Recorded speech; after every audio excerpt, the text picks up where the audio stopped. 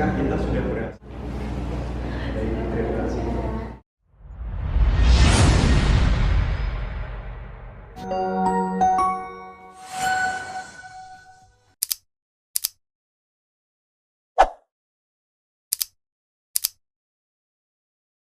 Halo semuanya, selamat datang di podcast Bincang-Bincang Yuk bersama Duta PSDK Brawijaya 2024.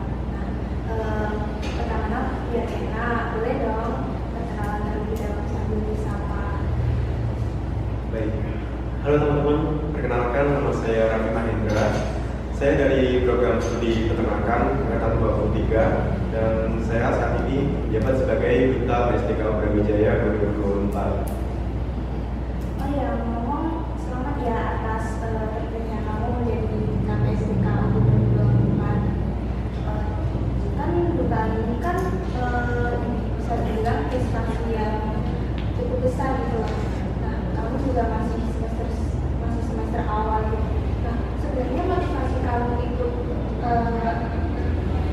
seleksi menjadi duta ini apa sih? Nah, untuk motivasi saya mengikuti seleksi Duta PSDK Brawijaya adalah ketika semester 1 dan 2, saya rasa itu tidak ada prestasi yang signifikan dari aku. Tentunya hal itu membuat resah sehingga ketika ada pendaftaran Duta PSDK Brawijaya, akhirnya aku putuskan untuk mengikuti seleksinya. Awalnya coba-coba kan, soalnya kan pamfletnya kayak menarik gitu, Duta PSDK Brawijaya. Bagaimana cara kita untuk menjadi salah satu ikon di PSDK Indonesia. Nah, motivasi yang kedua adalah saya ingin membuktikan kepada diri saya sendiri bahwasanya ketika menjadi mahasiswa tidak hanya dituntut untuk pergi belajar lalu pulang, tapi bagaimana cara kita memberikan dampak pada diri kita, dampak positif, dan juga cara kita membawa kampus kita untuk lebih banyak dikenal di orang-orang terdekat seperti kota Kediri dan juga Kabupaten Kediri pada khususnya. Sebelumnya pernah ikut duta ini belum? Sebelumnya udah ikut duta sih di waktu SMA. Ada perbedaan nggak antara duta yang sekarang dengan duta di SMA? Tentu ada ya perbedaannya. Yang pertama adalah proses seleksinya, di mana ketika kita mengikuti seleksi Duta PSDK Brawijaya, yang kita hadapi tidak hanya teman-teman seangkatan, tetapi juga teman-teman yang ada di atas kita, kakak tingkat bahasanya. Nah, itu merupakan salah satu pemicu bahwasanya ketika saya daftar itu harus memiliki motivasi yang tinggi, karena kalau tidak memiliki motivasi tentunya saya akan berhenti di tengah jalan karena sudah melihat kakak tingkat yang mendaftar itu mungkin berdasarkan pengalaman, berdasarkan value-nya itu lebih besar daripada saya. Tentunya juga saya harus membuktikan kepada Dewan Juri, pada pihak kampus bahwasanya ketika seleksi itu kita harus benar-benar sungguh-sungguh. Bagaimana cara kita akan menjadi duta yang baik ketika proses seleksinya kita menye atau kita nggak bersungguh-sungguh gitu. Menurut kamu nih, gimana sih peran duta itu sebagai memperkuat gitu untuk hubungan antara UB PSDK ini dengan UB Malang itu gimana perannya? Baik, peran Duta PSDK Brawijaya di sini untuk mempererat hubungan dengan mungkin duta ya, di lingkungan UB Malang. Mungkin ketika ada pemilihan atau malah puncak grand final pemilihan duta di fakultas lain, biasanya kan kita diundang. Nah, di situ peran kita untuk memperkenalkan kampus kita dan juga untuk membranding kampus bahwasanya ini loh di PSDKU kita juga ada duta. Jadi ketika di fakultas lain kita usahakan untuk datang. Seperti kemarin pada saat pemilihan duta di Fakultas Hukum, kita mengantarkan duta kita, yakni Duta Adit dari Duta PSDK Brawijaya 2023 dan juga Duta Zulfa dari Duta PSDKU tahun 2024. Mereka menjadi delegasi PSDKU untuk Fakultas Hukum. mungkin hal itu dapat memperkuat sinergitas dan juga persahabatan antara lingkar duta yang ada di Universitas Brawijaya. Kira-kira kamu punya nggak kayak strategi itu buat promosiin kampus kita SDKU? Kan dari kampus sendiri itu kampus kita itu masih belum banyak yang tahu gitu loh. Kira-kira kamu punya nggak strategi buat promosiin kampus kita ini SDKU ini agar lebih dikenal sama masyarakat luar gitu? Nah, sebagai kamu sebagai warga lokal itu kan kampus PSDK ini masih banyak yang nggak tahu gitu kalau UB ini punya cabang di Kediri gitu. Kamu punya strateginya Baik, tentunya sebagai duta PSDK Brawijaya, kami kan berenam ya, berenam 3 pasang. Tentunya kami juga memiliki strategi khusus untuk memperkenalkan kampus kita kepada khalayak ramai, tentunya di kawasan Mataraman. Salah satunya adalah Kota Kediri, Kabupaten Kediri, Kabupaten Nganjuk dan sekitarnya. Dan juga banyak yang belum mengenal nih. Di Kediri ada perguruan tinggi negeri, yaitu Universitas Brawijaya dengan predikat PSDKU atau program studi di luar kampus utama. Tentunya kita harus tahu dulu PSDKU itu apa. PSDKU adalah kependekan dari program studi di luar kampus utama. Jadi program studi yang ada di PSDKU sebelumnya sudah ada di Universitas Brawijaya yang ada di Malang. Kemudian dilakukan pembangunan PSDKU di Kediri itu untuk meratakan pendidikan yang ada di Provinsi Jawa Timur dan juga Indonesia. Tentunya strateginya adalah ketika kita berada di luar, tentunya kan kita sering nih kayak ditanyain sama orang-orang, kuliah di mana deh gitu. Terus pasti kan dengan bangga nih aku jawab, kuliah di UB Malang ya, enggak di Kediri. Wah, sekarang udah ada di Kediri ya. Nah, itu kan banyak sekali ditanyakan. Di Kediri itu ada jurusan apa aja sih? Terus biasanya akreditasinya apa sih yang ada di UB? Apa sih?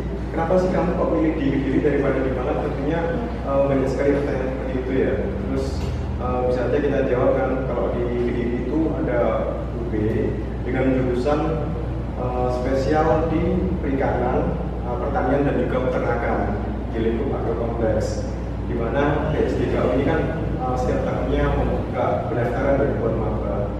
Nah, nantinya pada saat kegiatan TKKMB kita akan mengambil bagian di situ sebagai salah satu bagian juga. Hal itu dapat kita jadikan sebagai sarana untuk memberikan branding baik diri kita maupun juga kampus. Karena kan ketika PKKMB itu nantinya akan diposting di media sosial kan, itu pasti akan dapat menjangkau lebih banyak orang. Ketika kita men-share postingan tersebut ke entah itu saudara kita atau teman-teman kita ini bangga gitu loh. Ada kampus perguruan tinggi negeri yang top 10 besar di Indonesia buka cabang di Kediri, dan itu mungkin dapat memudahkan ya akses pendidikan baik teman-teman kita yang ada di Kabupaten Nganjuk, Jombang, Kediri, Tulungagung, Trenggalek dan sekitarnya yang mungkin tidak ingin jauh dari rumah. Kita bisa memilih di PSDK Universitas Brawijaya Kediri. Caranya adalah yang sudah saya sebutkan tadi, kita men-share, rajin men-share kegiatan-kegiatan yang ada di PSDKU, kita kirimkan ke teman-teman kita, kepada saudara-saudara kita yang berada di lingkungan sekitar rumah kita. Itu mungkin akan lebih efektif lagi jika nantinya teman-teman bergerak begitu aktif mengikuti acara Edu Fair atau Education Fair. Biasanya itu kan membuka bazar ya, kayak di pusat perbelanjaan, kemudian ada di GOR biasanya. Nah, itu kita wajib untuk mengikutinya agar adik-adik kita yang masih SMA itu tahu bahwasanya di PSDKU itu tidak hanya jurusan agrokompleks saja yang diunggulkan, tapi memang fasilitas itu dan juga kompetensi pengajar itu lebih bagus. Karena kan di PSDKU juga yang ngajar tidak hanya dosen yang berjabatan lektor kepala ya, tetapi juga merupakan dosen yang memiliki gelar profesor. Nah itu kan sudah memiliki bekal yang baik di sini ilmunya masing-masing, sehingga diharapkan nantinya kualitas lulusan yang di BSDKU itu dapat bersaing gitu dengan universitas-universitas negeri yang lain di Indonesia. Aku mau tanya, pas kamu jalani seleksi jadi duta ini, itu ada nggak sih tantangan terbesar buat kamu? Mungkin kayak dua nggak sih insecure gitu kan, tadi ini juga cutting gitu, itu ada nggak sih? Tentunya ada sih, soalnya kan kita maksudnya aku kan baru masuk nih di sini, baru 2 semester. Tentunya ketakutan itu ada, kayak ini bisa nggak ya, apalagi kayak lihat teman-teman dari fakultas lain kayak wah keren-keren banget gitu, sudah melewati berbagai macam proses dan juga pengalaman. Nah ini aku kan baru masuk di PSDKU kan, intinya kalau aku di sini kan juga aku rasa belum cukup sama sekali karena baru 1 tahun di sini. Tentunya dengan keyakinan diri dan juga motivasi dari kedua orang tua, kemudian juga dorongan dari teman-teman, akhirnya saya bisa melalui ketakutan itu semua. Terus ada momen paling berkesan nggak buat saat ikut seleksi di belakang kemarin? Jadi peristiwa yang paling berkesan ketika saya mendaftarkan diri sebagai calon duta PSDKU itu adalah ketika saya dijadwalkan grand final jam 2. Itu 3 jam sebelumnya itu saya masih diinfus di klinik dekat rumah saya di Kabupaten Nganjuk. Tentunya kan saya juga mengkalkulasi bahwasanya perjalanan dari rumah ke sini kan juga 1 jam. Akhirnya saya minta izin kepada panitia bahwasanya saya itu terlambat. Teman-teman semua kan sudah make up. Saya masih terbaring di bed dengan posisi infus masih tertancap. Kemudian kan kondisi badan juga belum fit. Akhirnya saya minta injeksi dari dokter, saya minta rekomendasi untuk suntik vitamin buat memberikan kekuatan tubuh saya. Itu terjadi karena ketika 2 hari sebelumnya pada saat seleksi itu saya mengalami apa ya namanya kecapean. Saya latihan ketika pulang larut malam dan juga mungkin karena terkena angin malam ya. Jadinya kondisi tubuh saya kurang fit dan kurang beristirahat juga, karena saya kan masih terpikir gimana sih caranya agar tidak OPT. Tentunya kan sebelum grand final itu kan kita pasti banyak OPT ya tentang grand final itu sendiri, karena kan yang kita hadapi itu tidak hanya finalis yang lain. Yang kita hadapi adalah diri kita sendiri, bagaimana kita mengontrol diri kita sendiri.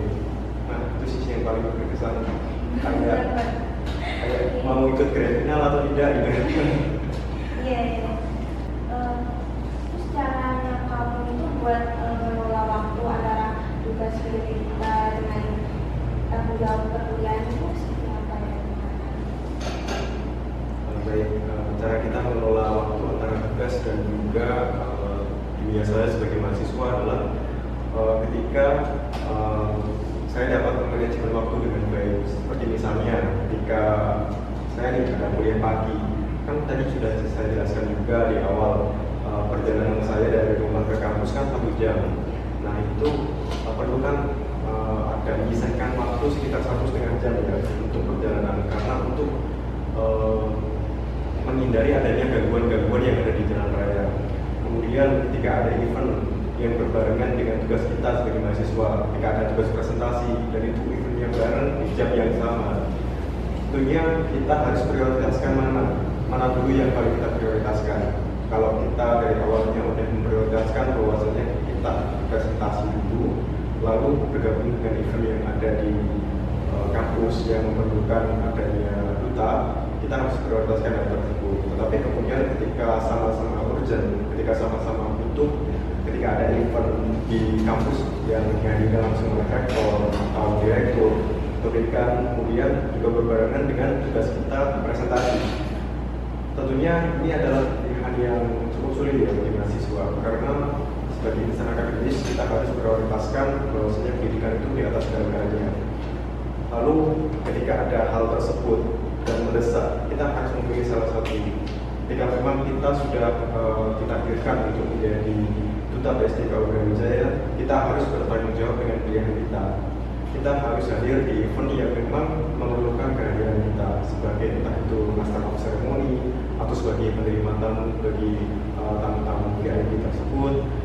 Tentunya ketika ada jadwal presentasi, kita bisa izin ke dosen pengampu, Pak, Bu, mohon maaf, saya ada keperluan ini, saya harus menghadiri acara ini yang dihadiri oleh direktur atau rektor, dan saya ini menduduki tugas sebagai berikut ini. Kita harus jabarkan dengan jelas supaya perizinan itu juga dapat.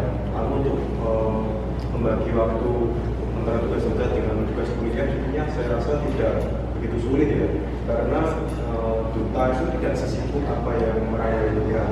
Karena event itu biasanya satu bulan, 1 kali, 2 kali, tidak mungkin event itu ada setiap hari dan memerlukan peran duta di situ. Boleh nggak sih spill dikit gimana cara kamu banyak public speaking yang bagus? Gimana? Baik, mungkin saya akan berbagi tips ya buat teman-teman bagaimana cara dapatin public speaking yang baik saat berhadapan dengan orang lain.